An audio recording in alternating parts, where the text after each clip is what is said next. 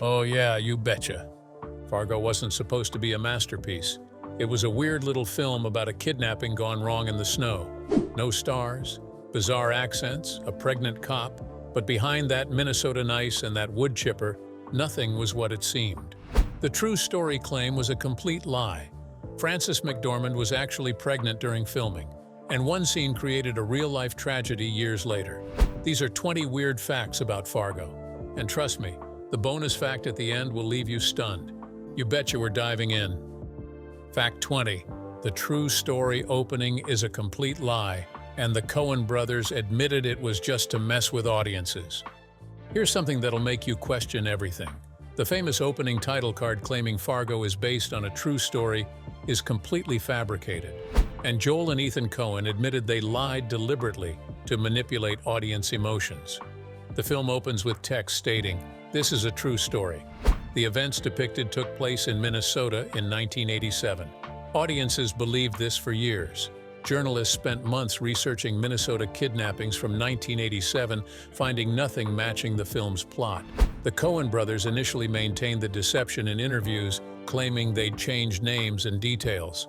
They finally admitted the truth in 1998. The entire story was invented. No real kidnapping, no real murders, no woodchipper body disposal. Joel Coen explained they included the false claim because it made the violence more disturbing. They have revitalized genres, film noir with Blood Simple, madcap comedy with Raising Arizona, and the gangster epic with Miller's Crust. Audiences react differently to true violence versus fictional violence.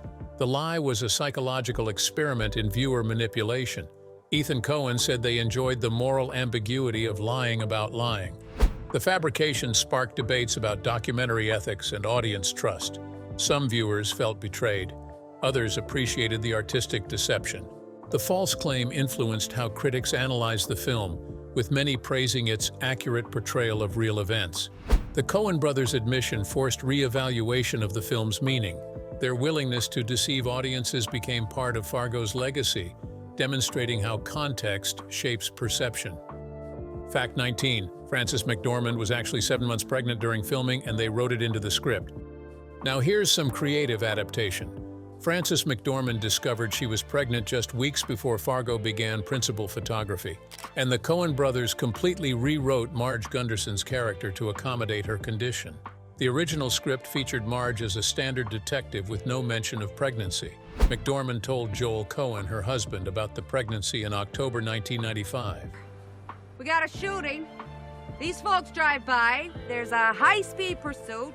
Ends here." Instead of recasting or delaying production, the Coens made Marge 7 months pregnant, fundamentally changing the character's meaning. Marge's pregnancy became central to the film's themes about life, death, and normalcy amid chaos. McDormand was genuinely exhausted during filming, which enhanced Marge's grounded, weary performance. The famous breakfast scene where Marge eats enthusiastically featured McDormand satisfying actual pregnancy cravings. Make me a movie that's going to make me some money. So like Joel Silver. Yeah, that's right. Her physical discomfort during outdoor winter scenes was authentic rather than acted.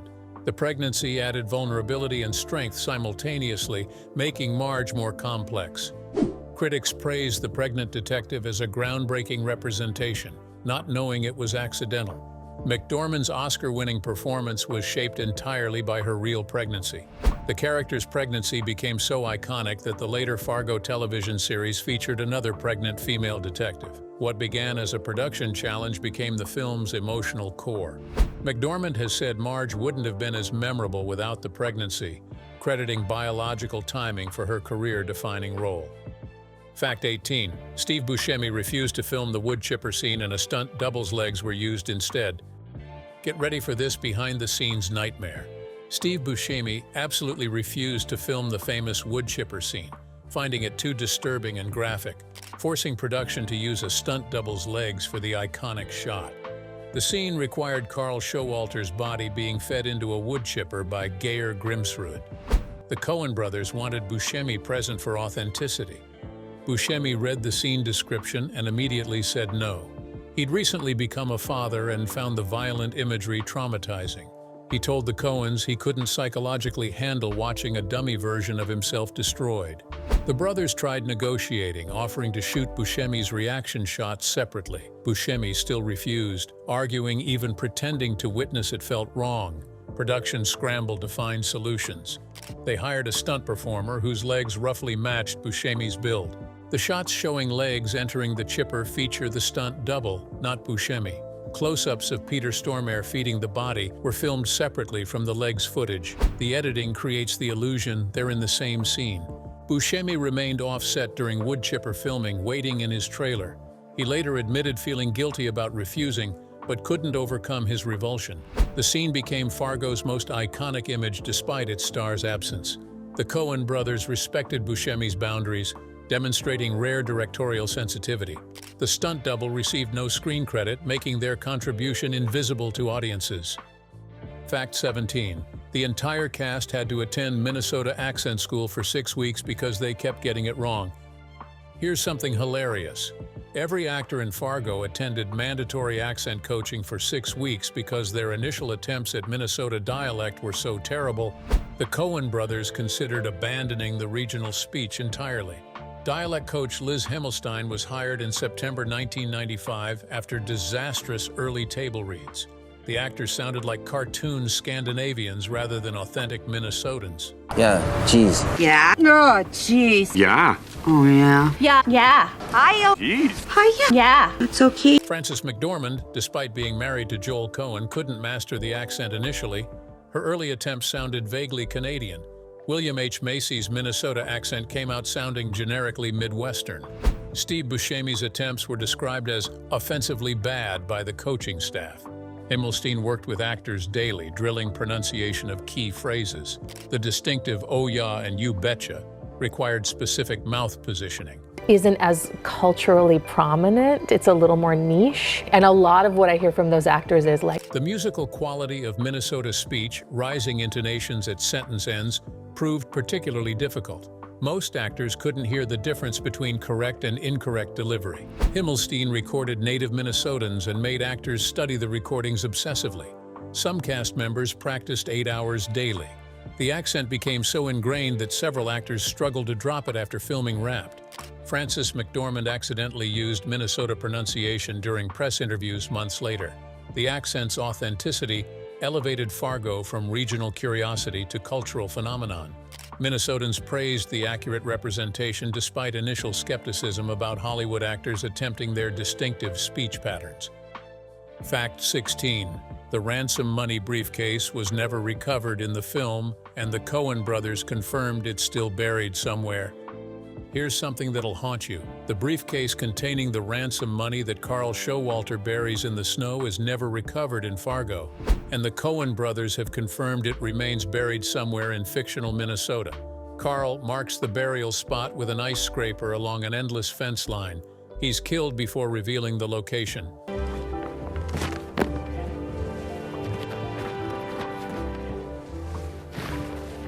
The money's fate is never addressed. Marge Gunderson never discovers it. The film ends with the briefcase still hidden.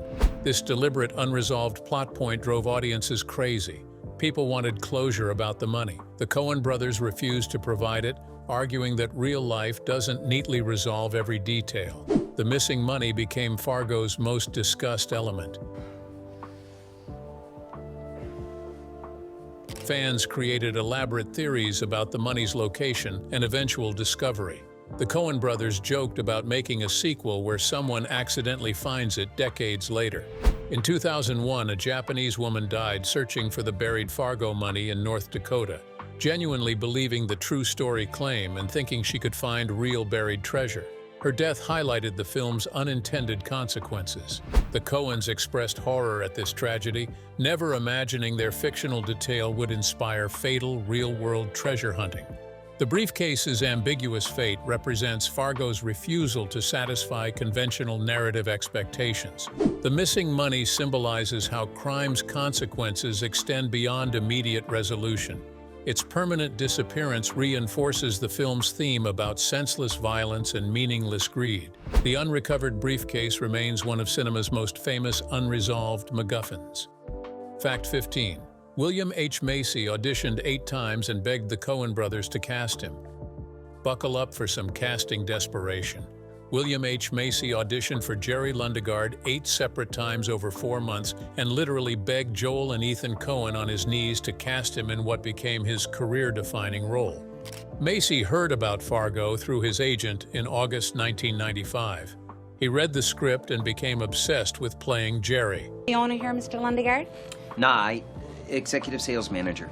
Well, you can help me. My name's Marge Gunderson. My father-in-law, he's the... The Coen brothers were considering other actors, including John Cusack and Steve Buscemi for Jerry. Macy auditioned and felt he nailed it. Weeks passed with no callback. He auditioned again, still no offer. He auditioned a 3rd time, a 4th time, a 5th time. The Coens kept saying they weren't sure. After his 7th audition, Macy flew to New York to meet them personally. To read for the detective. It was one scene, and I read that, and Joel... He showed up at their office and literally got on his knees begging them to cast him. He told them he'd work for free, pay his own travel expenses, whatever it took. The Coens were moved by his desperation, which ironically mirrored Jerry Lundegaard's pathetic character perfectly. They cast him shortly after. Macy's performance earned Oscar and Golden Globe nominations, transforming him from character actor to leading man. He said the humiliation of begging for the role was worth it because Jerry Lundegaard changed his entire career trajectory. The Coens later admitted Macy was always their first choice, but they wanted to audition extensively to be thorough. Fact 14. The film was shot during the warmest Minnesota winter in 50 years, and they had to truck in fake snow. Now this'll crack you up. Fargo filmed during the warmest Minnesota winter in 50 years, forcing production to truck in fake snow from across the region because their snow-dependent crime thriller had no snow. The 1995 to 1996 winter experienced record-high temperatures. January typically brings sub-zero cold and heavy snowfall. That year saw temperatures in the 40s with minimal precipitation.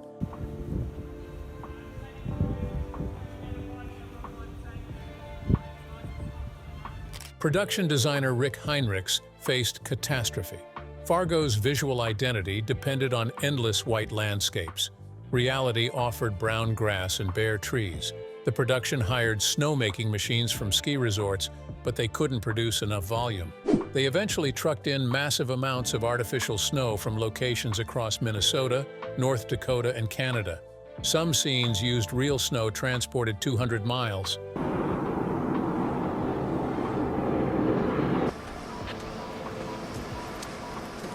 The fake snow cost over $300,000, consuming a significant portion of the film's $7 million budget.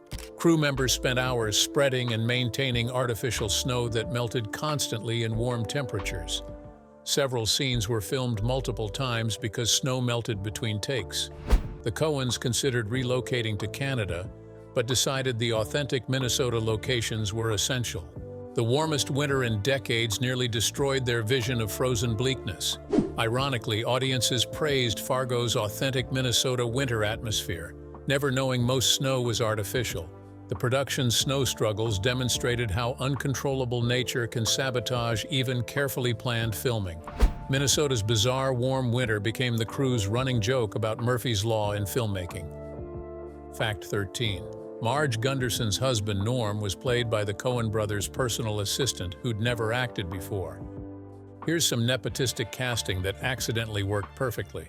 Norm Gunderson, Marge's sweet, supportive husband who paints ducks, was played by John Carroll Lynch, the Coen brothers' personal assistant who had zero professional acting experience. Lynch worked for the Coens handling scheduling and logistics. He'd never auditioned for anything. During pre-production, the Coens struggled to cast Norm. They needed someone who felt authentically Minnesotan but also genuinely kind without seeming fake. Professional actors playing nice often came across as suspicious or simple. Lynch was sitting in their office when Joel Coen suddenly asked if he'd consider playing the role. Lynch thought it was a joke. What are those, night crawlers? Yeah. Thanks, huh? You bet. The Coens were serious. They'd observed Lynch's gentle demeanor and thought he embodied Norm perfectly. Lynch had no training, no technique, just natural warmth. He agreed reluctantly, terrified of embarrassing himself. His scenes with Frances McDormand were filmed with minimal direction.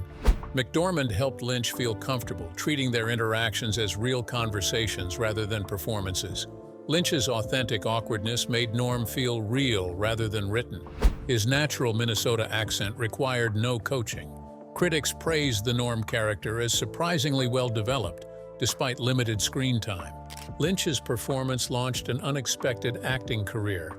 He's since appeared in dozens of films and television shows, including Zodiac and American Horror Story. He credits the Coens for discovering abilities he didn't know he possessed. His accidental casting demonstrates how non-actors sometimes deliver more authentic performances than trained professionals. Fact 12. The Coen brothers wrote the entire script in 3 weeks while snowed in at a Minnesota cabin. Get this, Joel and Ethan Coen wrote Fargo's entire screenplay in just 3 weeks during January 1994, while deliberately snowed in at a Minnesota cabin with no distractions. They'd struggled with other projects and needed creative reset. They rented a remote cabin outside Brainerd with no television, no phone, minimal heating. The isolation and brutal cold focused their creativity. They wrote longhand on legal pads, discussing scenes between writing sessions. The cabin's primitive conditions mirrored the bleakness they wanted in the script. Temperatures dropped to 30 below zero. They wore multiple layers while writing. The harsh environment influenced Fargo's tone, dark humor emerging from desperate circumstances. They finished the first draft in 17 days, an unprecedented speed for them. The script required minimal revision, with the final shooting script nearly identical to that cabin draft. The brothers credit the enforced isolation for Fargo's tightness and focus. No distractions meant no wasted scenes or tangential subplots. Every element served the central narrative. They've tried replicating the isolated writing approach for subsequent films, but never captured the same lightning-in-a-bottle creativity. The Minnesota cabin experience became legendary in screenwriting circles as an example of environmental influence on creative output. The Coens have never revealed the cabin's exact location, wanting to preserve its privacy. Fans have spent years trying to identify and visit the location where Fargo was written.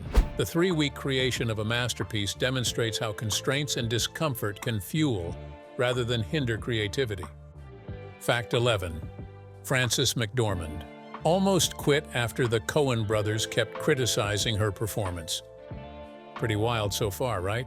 If you're loving these Fargo secrets, go ahead and hit that like button, smash subscribe, and drop a comment telling me which fact has shocked you the most. Now, back to the madness. And here's where things got tense on set. Frances McDormand nearly quit Fargo after Joel and Ethan Coen repeatedly criticized her Marge Gunderson performance, creating uncomfortable tension between the actress and her director husband. Despite being married to Joel Coen, McDormand received no special treatment. The brothers pushed her harder than other actors, demanding endless retakes for scenes they felt lacked authenticity. Oscar goes to... The Oscar goes to Frances McDormand in Fargo! McDormand felt undermined and humiliated, particularly when criticized in front of crew members. The pregnancy added physical and emotional stress. She broke down crying after one particularly harsh note about her accent being too broad. Joel tried apologizing privately, but McDormand accused him of letting directorial ambition override their personal relationship. She threatened to quit, forcing production to pause for 2 days while they resolved the conflict. The Coens eventually explained they pushed McDormand because they knew her capabilities and wanted her absolute best performance. She was the film's emotional anchor and needed to be perfect. McDormand understood intellectually but remained hurt emotionally. The tension actually improved her performance, channeling genuine frustration into Marge's patient determination. She won the Academy Award for Best Actress, vindicating the Coens' demanding approach. McDormand has since said the experience taught her that personal relationships and professional standards must sometimes conflict. The on-set tension remained private until years later when McDormand discussed it in interviews, revealing the personal cost of creating masterpiece performances. Fact 10. Steve Buscemi's character, Carl, was supposed to survive, but test audiences demanded his death. Here's some audience-driven storytelling. The original Fargo ending had Carl Showalter surviving and escaping with the ransom money, but test screening audiences reacted so negatively that the Coen brothers rewrote and reshot the ending to include his woodchipper death. Early cuts showed Carl successfully fleeing Minnesota after killing his partner Geyer. He drove away with the briefcase, having committed the perfect crime despite the botched kidnapping. Test audiences hated this ending. All of it. All 80 grand. That's 43. Comment cards overwhelmingly demanded Carl face consequences for his crimes. Viewers found the escape morally unsatisfying and thematically hollow. The Coens initially resisted changing their vision, arguing that criminals sometimes win. But the negative reaction was so unanimous they reconsidered. They rewrote the ending to have Geyer kill Carl and dispose of his body in the wood chipper before Marge arrests Geyer. This required recalling Steve Buscemi and Peter Stormare for additional filming. Buscemi was furious about losing his survival ending, arguing Carl deserved to escape. The Coens convinced him that Carl's death strengthened the narrative's moral weight. The wood chipper scene became Fargo's most iconic moment, proving the audience instinct was correct. The revised ending elevated the film from good to masterpiece. Buscemi later admitted he was wrong, and the audience demanded change improved everything. This remains one of the rare instances where test screening feedback genuinely enhanced rather than compromised artistic vision. The original Carl escapes ending exists somewhere in the Coen Brothers archives but has never been publicly released. Fact 9. Peter Stormare created Geyer's silent menace by refusing to learn most of his lines. Now this is method acting taken to extremes. Peter Stormare deliberately avoided learning most of Geyer Grimsrud's dialogue, believing his character's terrifying presence came from genuine confusion and minimal communication. Stormare read the script and noticed Geyer had very few lines. He decided to embrace the silence as character strategy rather than memorizing what little dialogue existed. It was over and I thought I made myself very clear. Oh, you did. You made yourself perfectly clear. But something's come up. During rehearsals, Stormare barely spoke, making other actors genuinely uncomfortable. Steve Buscemi found working with Stormare unnerving because he never knew if Stormare was acting or genuinely hostile. The Coen brothers encouraged this approach, believing Geyer's unpredictability made him more threatening. Stormare improvised Geyer's dead-eyed stares and mechanical movements, creating a character who felt genuinely psychopathic rather than performatively evil. What are you, nuts? We have pancakes for breakfast. Gotta go to a place where I can get a shot and a beer, steak. His refusal to engage emotionally with other actors created authentic tension on set. The famous "I need unguent" line was one of the few Stormare actually rehearsed. Everything else came from instinct and minimal preparation. Stormare's approach influenced how the Coens wrote subsequent villains, favoring menace through silence over verbose evil. His performance remains one of cinema's most disturbing antagonists, despite having maybe 20 total lines. Stormare has said he based Geyer partially on emotionless criminals he'd read about in Scandinavian crime reports. His minimalist technique proved that less is genuinely more when creating memorable movie villains. Fact 8. The parking lot attendant who gets shot was played by a real Minneapolis parking attendant with no acting experience. Get ready for more accidental perfect casting. The parking lot attendant who discovers the kidnapping and gets shot by Geyer was played by an actual Minneapolis parking attendant named Steve Rivas, who had never acted and was working his shift when the Coens discovered him. Location scouts were filming at the Minneapolis parking garage in November 1995 when they noticed Rivas managing the booth. His authentic Minnesota demeanor and natural suspicion of outsiders caught their attention. Hi, how you doing? Yeah, I decided not to park here. Well, what do you mean? You decided not to park here? The Coens approached Rivas during his shift, asking if he'd be interested in appearing in their film. Rivas thought it was a prank and laughed them off. They returned the next day with contracts and proof of legitimacy. Rivas agreed, thinking he'd have one line and disappear. His scene became much larger during filming. The Coens loved his natural reactions and expanded his role. You know, these are the limits of your life, man. Rule of your little fucking gate here. Here. There's your... Rivas's genuine confusion and suspicion required no acting because he was actually confused and suspicious during filming. His death scene was traumatic to film because he'd never experienced movie violence and found the gunshot effects terrifying. The Coens had to repeatedly assure him the special effects were safe. Rivas's authentic performance made the scene disturbingly real. with his fear registering as genuine rather than performed. After Fargo's release, Rivas quit his parking attendant job and pursued acting, appearing in various films and television shows. His accidental film debut launched an unexpected second career, proving that authenticity sometimes trumps traditional training. Fact 7. The film's budget was so tiny that the Coens had to use their personal credit cards to pay for props. Here's some guerrilla filmmaking desperation. Fargo's $7 million budget was so constrained that Joel and Ethan Coen personally charged props, costumes, and equipment rentals to their credit cards when production funds ran out. Working title films provided financing but maintained strict budget oversight. The Coens constantly exceeded departmental allocations, particularly for vehicles and winter equipment. Production designers needed specific car models that weren't available within budget. The Coens rented vehicles using personal credit cards, planning to reimburse themselves later. The famous tan Sierra that Jerry drives was rented with Joel Coen's Visa card. Several characters' winter parkas were purchased at Minneapolis thrift stores using the Coens' personal funds.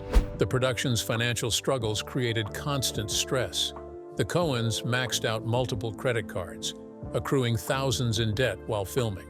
Working title eventually reimbursed them, but the financial risk demonstrated their commitment to the project. The wood chipper was rented from a hardware store using Ethan Coen's American Express. The prop department couldn't afford to purchase one, so they rented it for 3 days at $75 daily. That iconic wood chipper cost $225 total. The film's financial constraints forced creative problem-solving that enhanced authenticity. Expensive Hollywood productions couldn't replicate Fargo's genuine working-class aesthetic because they had too much money.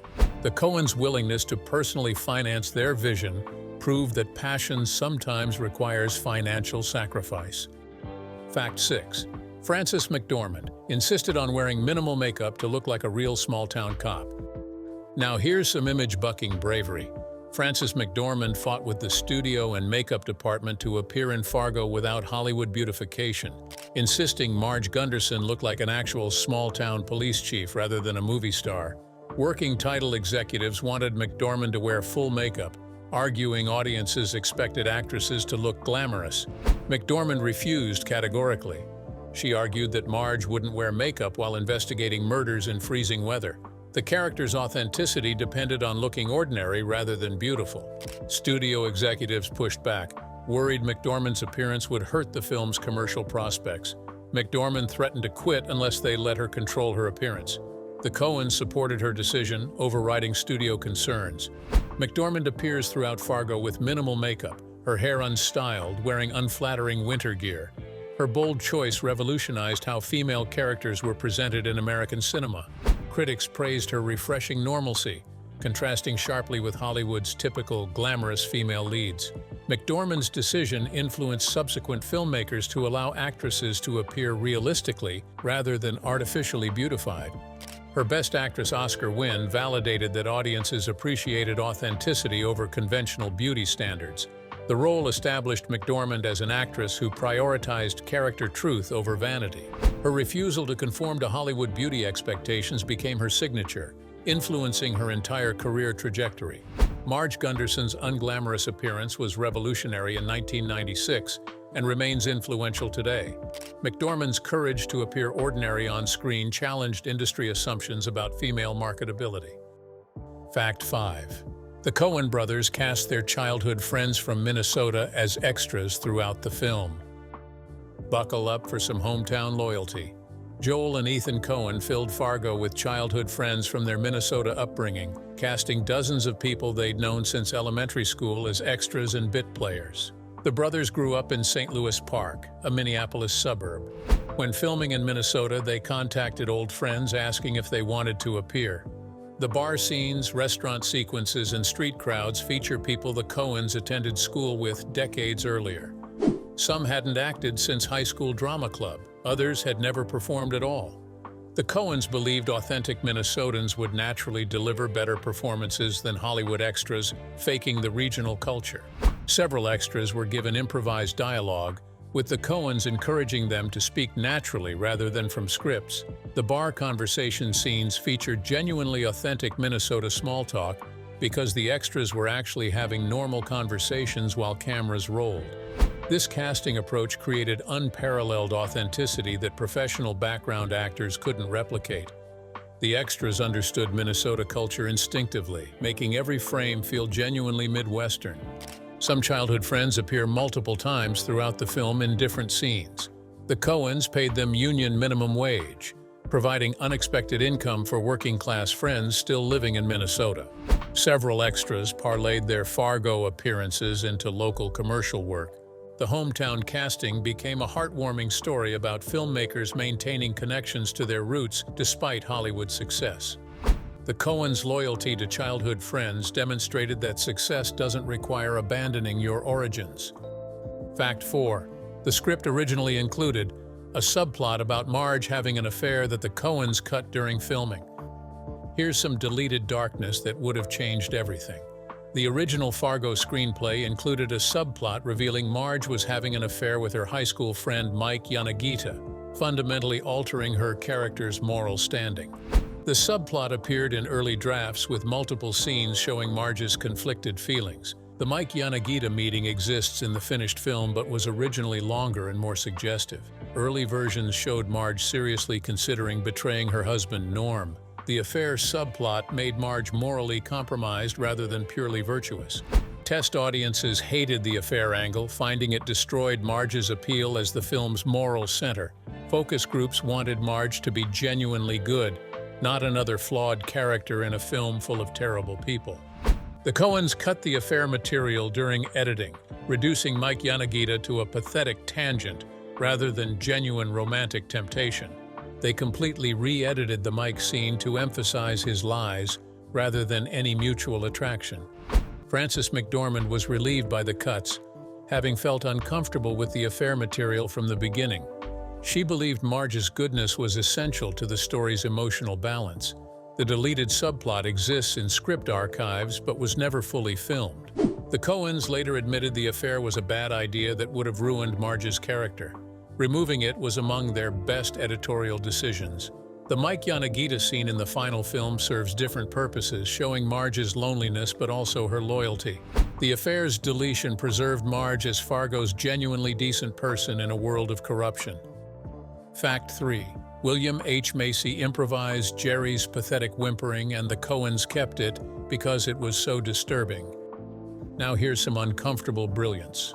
William H. Macy improvised Jerry Lundegaard's pathetic whimpering and crying sounds throughout Fargo, creating such disturbing vulnerability that the Coen brothers kept all his improvised breakdowns despite not being scripted.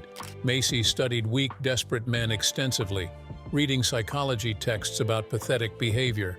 He wanted Jerry to feel genuinely pitiful rather than comedically incompetent. The famous scene where Jerry whimpers "geez" repeatedly wasn't scripted. Macy improvised the pathetic sounds during filming. The Coens initially called cut, thinking Macy had forgotten his lines. He explained he was showing Jerry's complete psychological collapse. They were disturbed by how authentic it felt. The ice-scraping scene features Macy making involuntary stress noises that weren't in the script. He'd researched how people make unconscious sounds during extreme anxiety. His improvised audio performance made Jerry genuinely uncomfortable to watch rather than cartoonish. Test audiences found Jerry's pathetic sounds disturbing, exactly what the Coens wanted. Macy's willingness to appear weak and ridiculous demonstrated rare actor courage. Most performers protect their dignity, even playing flawed characters. Macy stripped away all dignity, making Jerry authentically pathetic. His improvised whimpering influenced how subsequent films portrayed weak men. The uncomfortable sounds became integral to Jerry's character, with the script's dialogue inadequate to capture his desperate psychology. Macy's audio improvisation created one of cinema's most cringe-inducing performances through pure instinct rather than written direction. Fact 2. The Coens were sued by the real city of Brainerd for defamation after the film portrayed it negatively. Get ready for this legal nightmare. The Coen brothers faced a defamation lawsuit from Brainerd, Minnesota's city government, which claimed Fargo portrayed their community as ignorant, violent, and backward, damaging tourism and economic development. Brainerd City Council watched Fargo and was horrified by its depiction of Minnesota culture. They argued the film showed Minnesotans as stupid, violent criminals speaking ridiculous accents. The city calculated Fargo had cost them millions in lost tourism revenue by making Brainerd seem dangerous and unwelcoming. They filed a lawsuit in federal court in 1997, seeking unspecified damages. The Coens were stunned, having intended Fargo as a love letter to their home state. Their legal team argued that fictional films enjoy First Amendment protection and cannot defame cities. Brainerd's attorneys countered that the true story claim made audiences believe Brainerd was genuinely crime-ridden. The lawsuit lasted 18 months before being dismissed. The judge ruled that reasonable viewers understood Fargo was fiction, despite the opening title card. Brainerd received no damages, but the legal battle created publicity nightmare. The irony was that Fargo actually boosted Minnesota tourism dramatically. Thousands of visitors came specifically to see locations from the film. Brainerd eventually embraced the film's legacy, creating a Fargo tourist industry generating millions annually. The city government's initial hostility became their greatest embarrassment as Fargo fans spent money throughout the region. The lawsuit demonstrated how communities sometimes can't recognize positive attention when it arrives unconventionally. Brainerd now celebrates Fargo with annual festivals, completely reversing their initial hostility. Fact 1. The Coen brothers hid a secret second ending in the film that nobody has ever found. And here's the ultimate fact that'll blow your mind. Joel and Ethan Coen have confirmed that Fargo contains a hidden alternate ending embedded in the film's final cut that no viewer has ever identified or publicly revealed in 28 years. The brothers mentioned this secret during a 1999 interview, but refused to explain what or where it is. They claimed eagle-eyed viewers could discover clues suggesting a completely different interpretation of events. Film scholars have analyzed every frame, searching for the hidden ending. Theories range from background details revealing unreliable narration to subtle visual cues suggesting the entire story is someone's fantasy. The Coens won't confirm or deny any theories, saying the fun is in searching. Some believe the hidden ending relates to the buried briefcase. Others think it involves Marge's pregnancy being false. The most persistent theory suggests visual parallels between the opening and closing scenes reveal circular narrative structure, implying events repeat endlessly.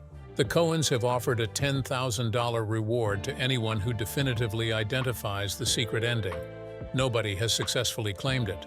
Film professors have assigned students to find the hidden ending as semester projects. Thousands of people have submitted theories, all rejected. The secret ending may not exist at all, possibly an elaborate Coen Brothers prank consistent with their false true story claim. The mystery has kept Fargo culturally relevant for decades as new generations attempt solving the puzzle. Whether real or fabricated, the hidden ending demonstrates the Coens' love of audience manipulation and narrative ambiguity. The unsolved mystery ensures Fargo will be obsessively rewatched forever. Fargo wasn't just a crime film. It was lies, hidden meanings, and Minnesota defiance creating accidental perfection. If these secrets shocked you, hit like, smash subscribe, and tell me in the comments which fact left you speechless. Thanks for watching, and remember, oh yeah, you betcha, there's always more to discover.